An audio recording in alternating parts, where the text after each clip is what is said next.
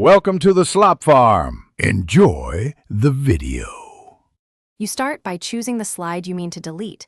This matters because deletion is immediate. Open the slides pane and click a thumbnail until it's highlighted.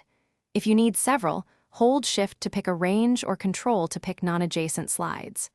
Once the selection is correct, pause and check the slide numbers and content briefly so you don't remove the wrong one. You're now ready to execute the deletion step safely and accurately.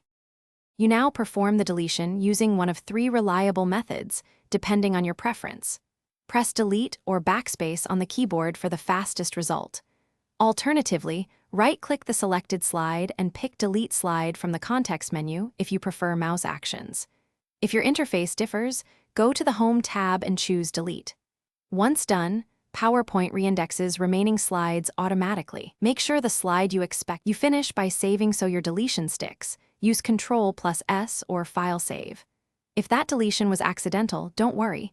Press Ctrl+Z right away to restore the slide. If you can't delete a slide, make sure the file isn't read-only, verify you're not in Slide Master View, and resolve any co-authoring conflicts in shared documents. Once those issues are fixed, repeat the delete action. Finally, preview the deck to confirm flow and index numbers are as expected.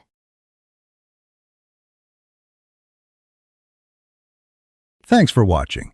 Consider subscribing if we helped you today.